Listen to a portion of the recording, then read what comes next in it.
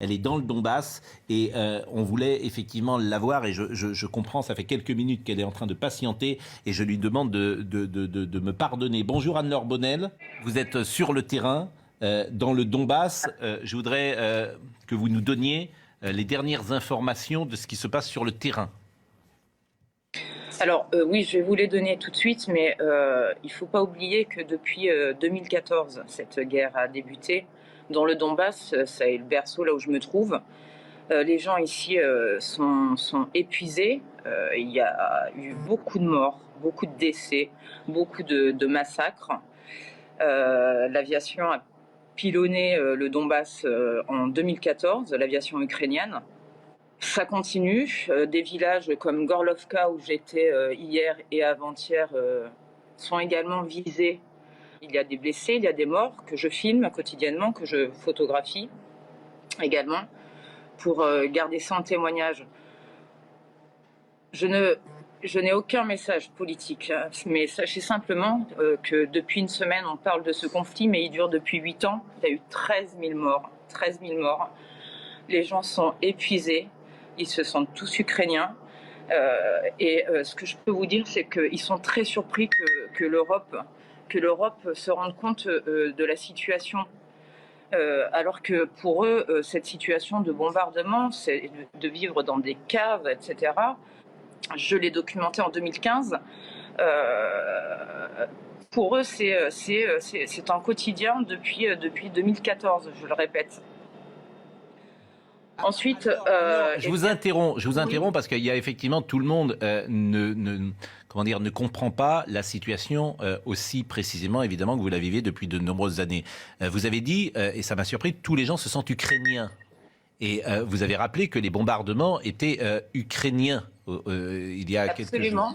Alors, mais quelque chose de grave, que visiblement la population du Donbass, en 2014, a été ciblée par son propre gouvernement. La population russophone a été bombardée par le gouvernement de Kiev. Oui, voilà. J'ai toutes les preuves, donc je pourrais vous les fournir en rentrant en France. J'ai les images. J'ai un film là-dessus. C'est incontestable. Mais aujourd'hui, les bombardements ou les exactions, elles sont russes ou elles sont ukrainiennes? Du côté où je suis, elles sont ukrainiennes. C'est l'armée ukrainienne. Je suis désolée de choquer tout le monde. Non, pas du tout. Et je ne prends pas parti. Au contraire. Je ne prends pas parti et je ne défends pas Poutine. Je ne prends pas de position. Simplement. Ce que vous dites est factuel. Et ces populations aujourd'hui a bombardé sa population. Les enfants ont vécu 8 mois dans des caves. Le film que j'ai fait en 2015 est une preuve de toutes ces crimes de l'humanité. J'assume. Je vous invite à le regarder. Hier, j'étais avant-hier dans une école. 2 institutrices ont été coupées en deux, le corps coupé en deux. Je rencontre j'ai mis des photos sur mon mur Facebook. En tout cas, je vous confirme qu'ici, dans la région du Donbass, côté russophone, encore aujourd'hui, ça bombarde. Hier, Donetsk a été touché.